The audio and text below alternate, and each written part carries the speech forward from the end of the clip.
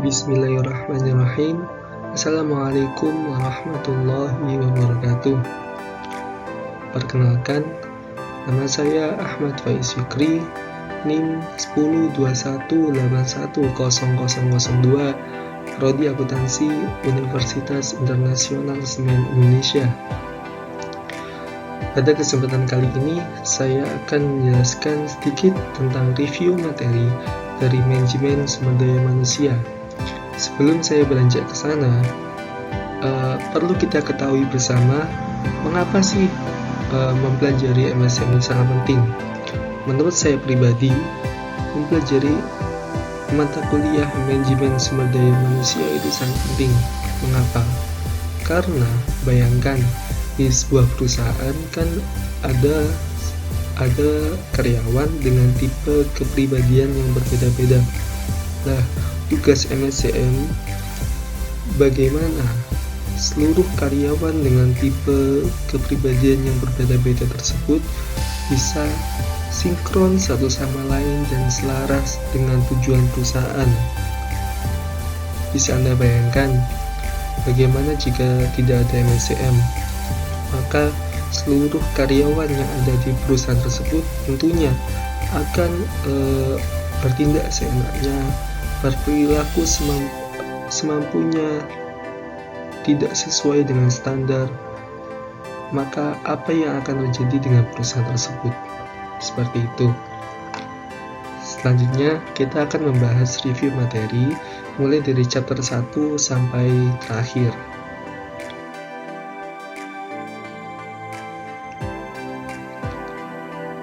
Chapter 1 kita akan membahas tentang pengantar dari manajemen sumber daya manusia.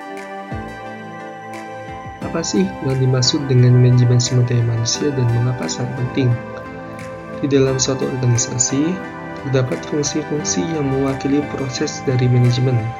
Aktivitas spesifik dari setiap fungsi meliputi yang pertama adalah perencanaan, yang kedua pengorganisasian, yang ketiga penyusunan, yang keempat kepemimpinan, dan yang kelima adalah pengendalian. Yang pertama, perencanaan. Kita harus pandai di mata kuliah MSM ini kita diberitahu bagaimana cara membuat perencanaan untuk perusahaan yang baik. Yang kedua, dari rencana tersebut kita bagaimana mengelola rencana tersebut agar sesuai dengan tujuan perusahaan, kondisi perusahaan saat ini.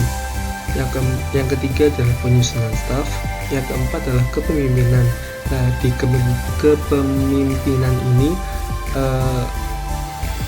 seperti kan tadi sudah mulai dari rencana, terus dikelola dengan baik, disesuaikan dengan tujuan perusahaan. Lalu bagaimana si perusahaan ini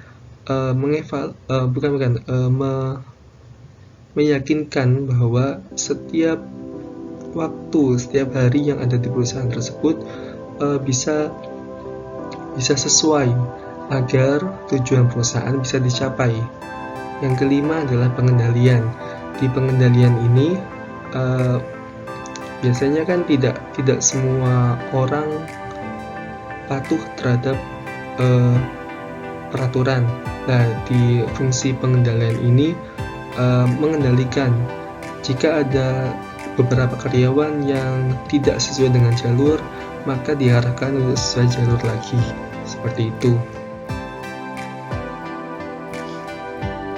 Selanjutnya, terkait dengan fungsi pengelolaan staf, manajemen sumber daya manusia atau MSCM adalah proses untuk memperoleh, melatih, menilai, dan mengompensasi karyawan untuk mengurus relasi tenaga kerja mereka, kesehatan dan keselamatan mereka, serta hal-hal yang berhubungan dengan keadilan.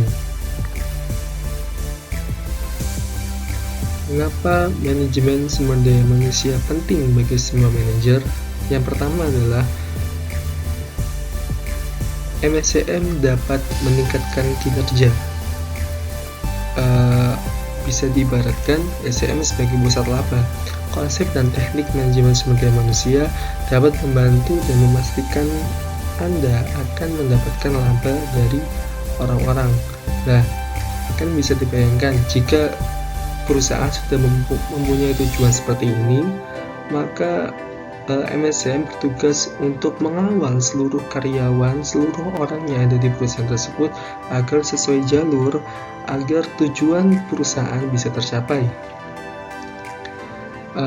Selanjutnya, kita mungkin sewaktu-waktu akan menjadi manajer MSCM untuk beberapa saat. Seperti yang ketiga adalah SCM untuk wirausahawan. Jika Anda mengelola perusahaan kecil milik sendiri tanpa manajemen SCM, Anda harus mengetahui seluk-beluk dari manajemen SDM.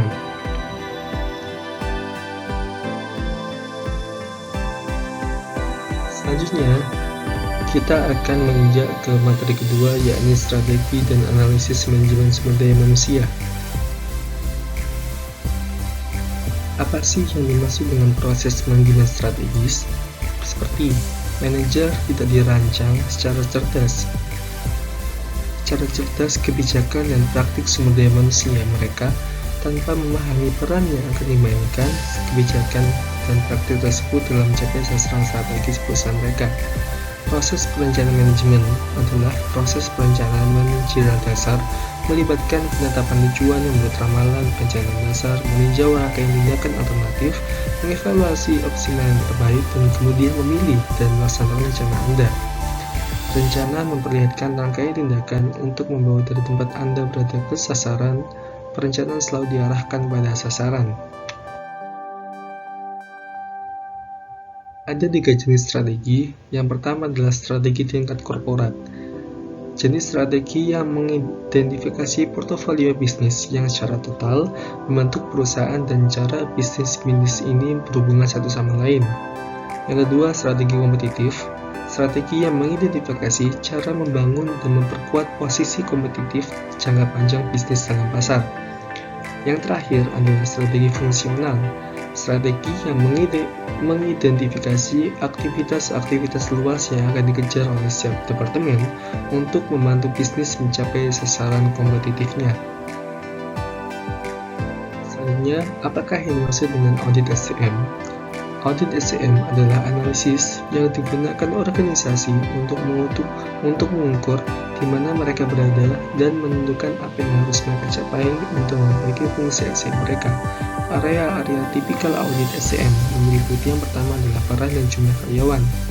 Di sini dijelaskan bagaimana jumlah dan peran karyawan itu harus berhubungan dan harus efektif, tidak boleh berlebihan. Yang kedua, pemenuhan terhadap regulasi federal. Yang ketiga, perekrutan dan seleksi. Apakah perekrutan dan seleksi sudah diterapkan dengan adil, sudah sesuai dengan ketentuan dan peraturan yang berlaku? Yang selanjutnya adalah kompensasi. Apakah kompensasi yang ditujukan kepada karyawan sudah diberikan oleh perusahaan atau masih ditahan? Yang selanjutnya adalah relasi karyawan.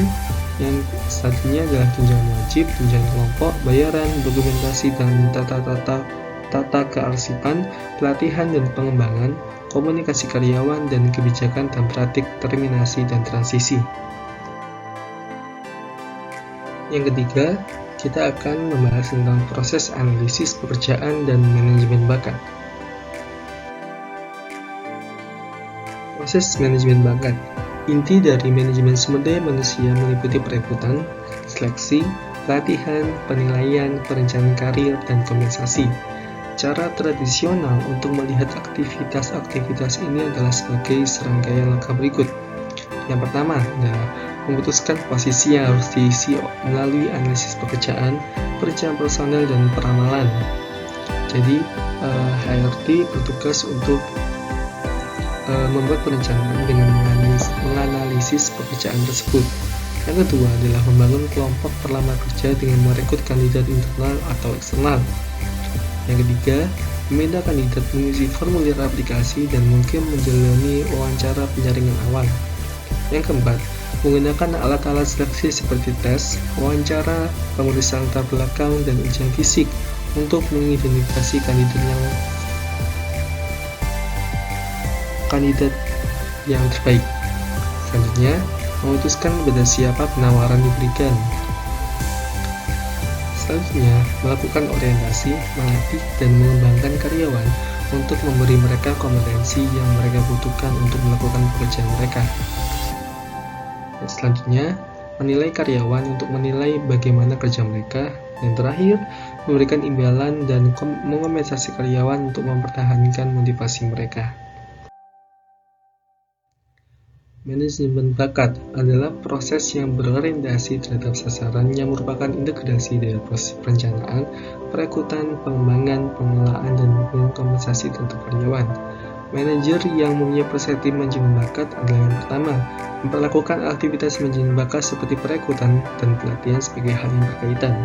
Yang kedua, memastikan bahwa semua keputusan manajemen bakat terarah pada sasaran. Yang ketiga, secara konsisten menggunakan profil keterampilan, pengetahuan, dan perilaku manusia yang dibutuhkan.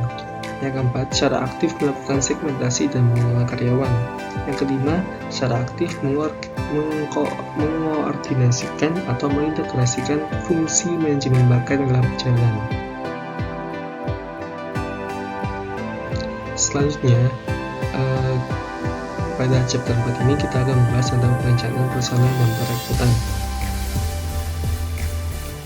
Ramalan kebutuhan personel atau permintaan tenaga kerja. Kebutuhan staf suatu perusahaan mencerminkan permintaan akan produk dan jasanya yang disesuaikan untuk perubahan rencana perusahaan dalam sasaran strategisnya. Manajer harus mempertimbangkan faktor-faktor strategis, yaitu yang pertama adalah proyeksi perputaran, kedua, keputusan untuk meningkatkan atau menurunkan produk atau jasa, yang ketiga, perubahan produktivitas, yang keempat, sumber daya finansial, yang kelima, keputusan untuk memasuki atau meninggalkan bisnis.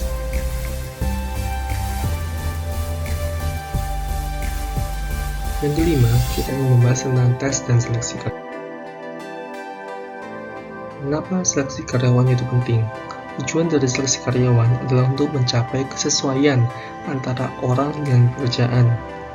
Jadi, kan tidak mungkin kita menaruh sembarangan orang di suatu job desk. Kita harus menilai orang tersebut apakah orang tersebut mampu untuk melakukan pekerjaan di job desk tersebut.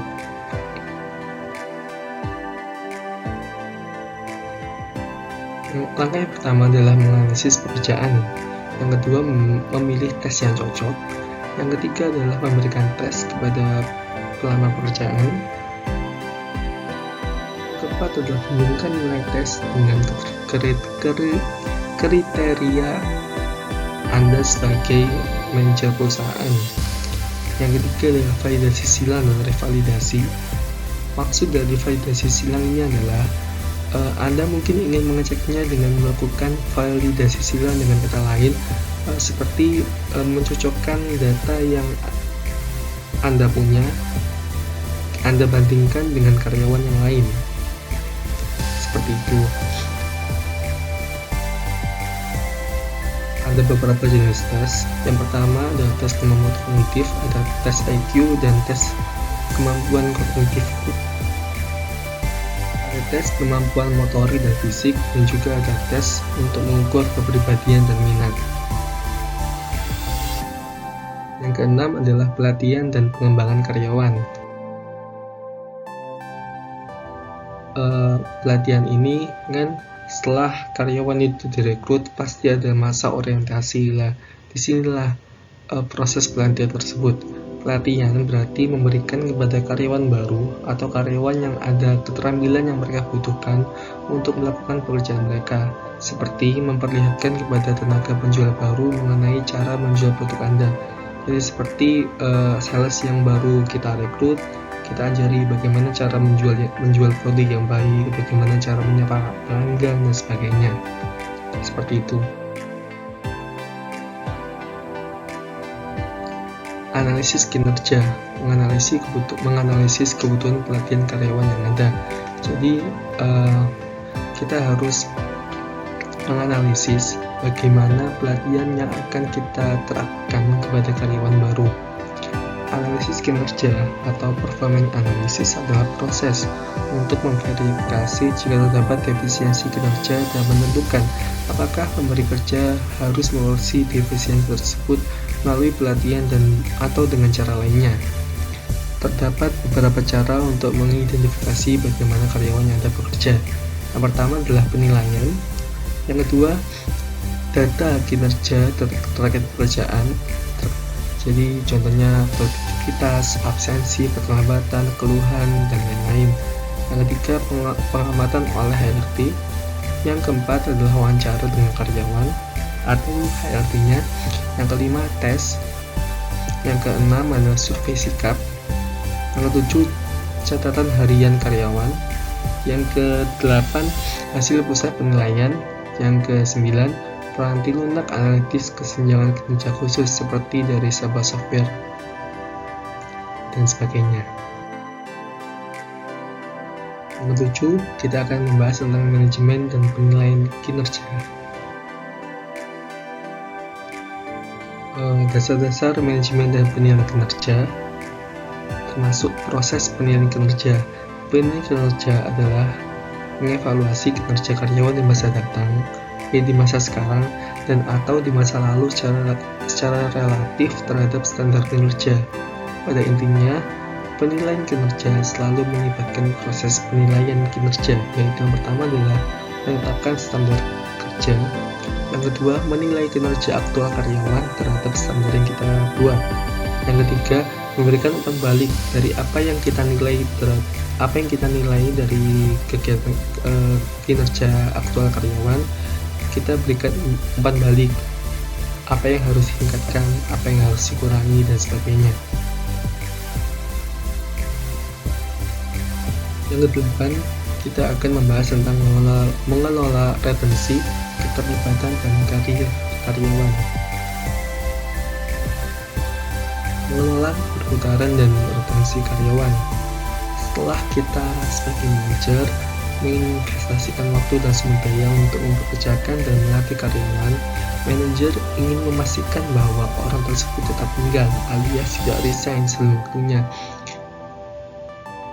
Untuk mengurangi perputaran, kita harus mengidentifikasi dan mengelola alasan baik untuk perputaran sukarela maupun paksa.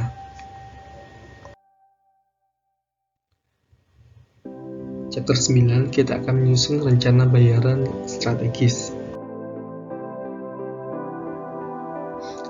Faktor-faktor dasar dalam menentukan tingkat bayaran.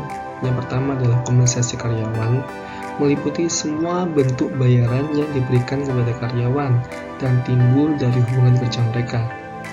Dua komponen utama kompensasi karyawan adalah yang pertama adalah pembayaran finansial langsung seperti upah, gaji, insentif, komisi, dan bonus. Finansial tidak langsung seperti tunjangan finansial seperti asuransi, liburan, terus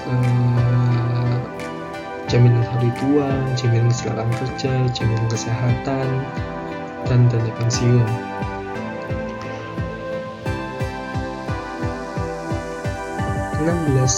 Langkah dalam menciptakan rencana bayaran kompetitif pasar.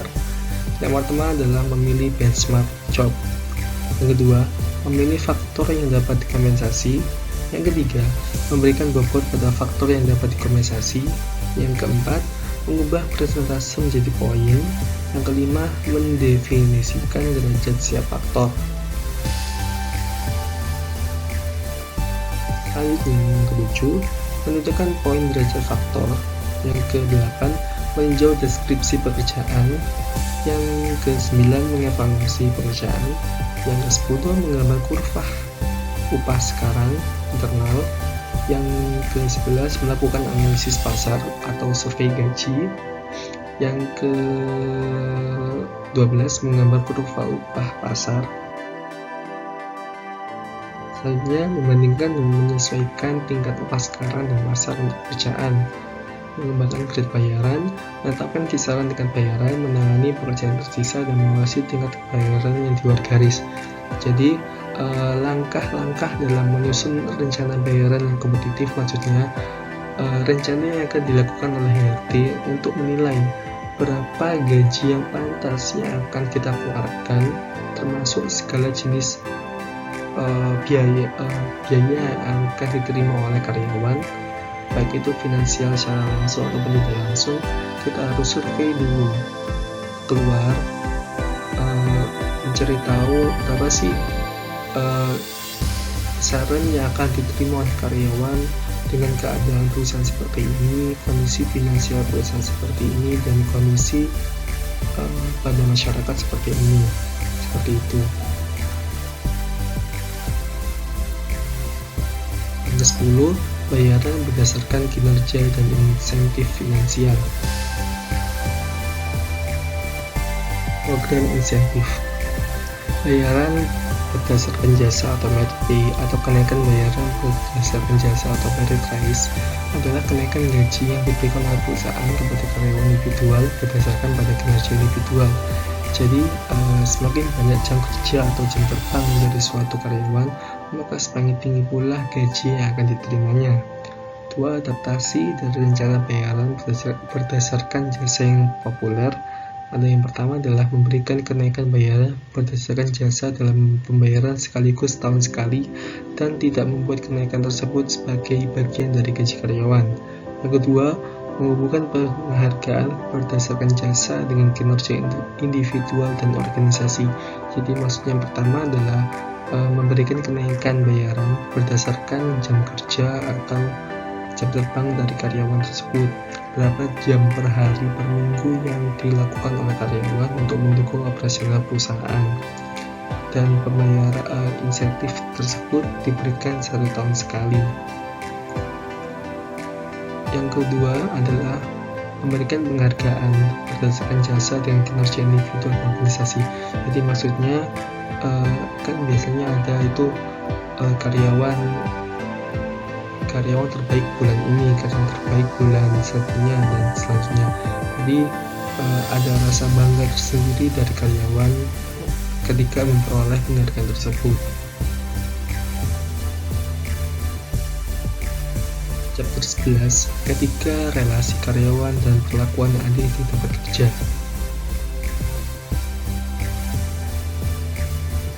Beberapa pedoman yang harus diingat ketika mengelola perilaku etis di kerja. Yang pertama, perilaku etis dimulai dengan kesadaran moral.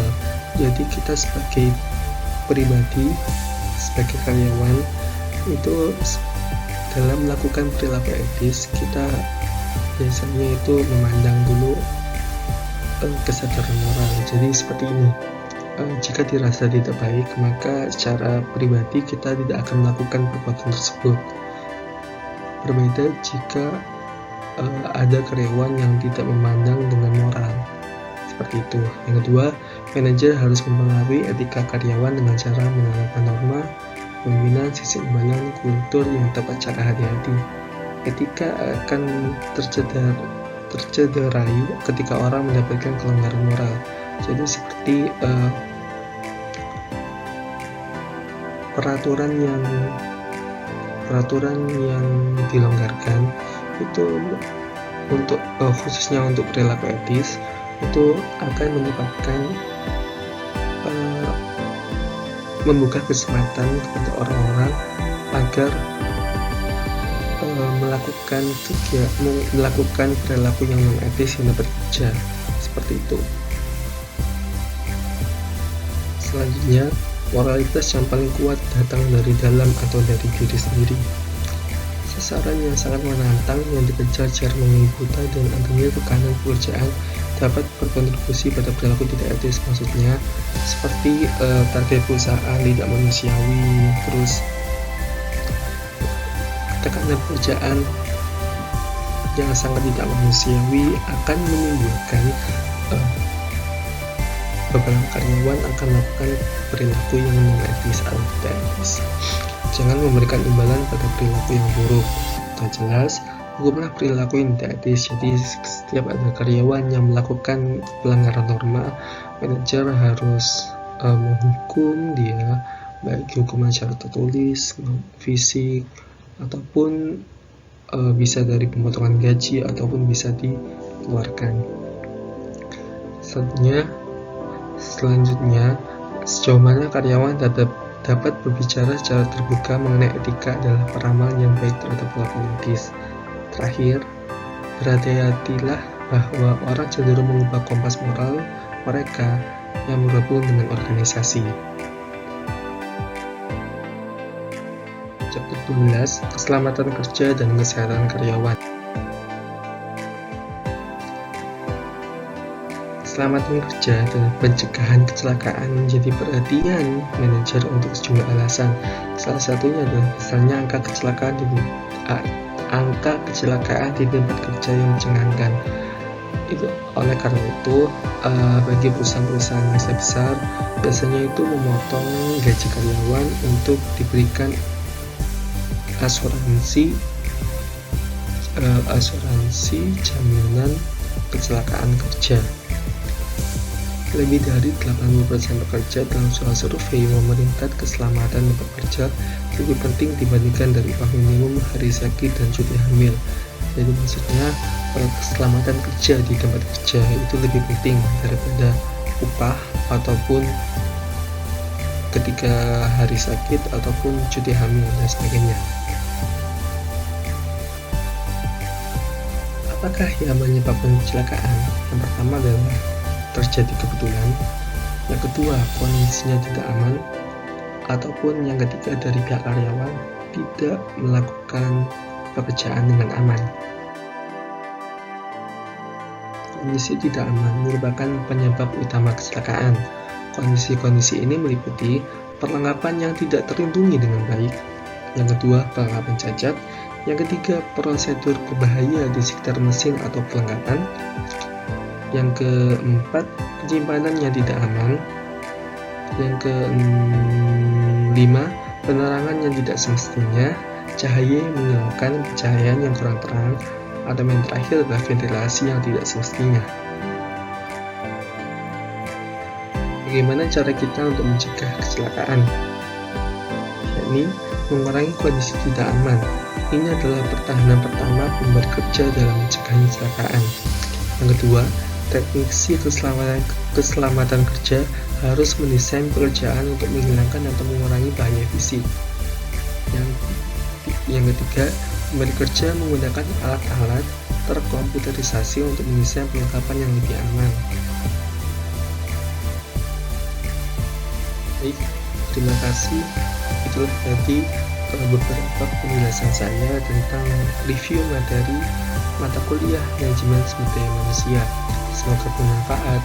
Assalamualaikum warahmatullahi wabarakatuh.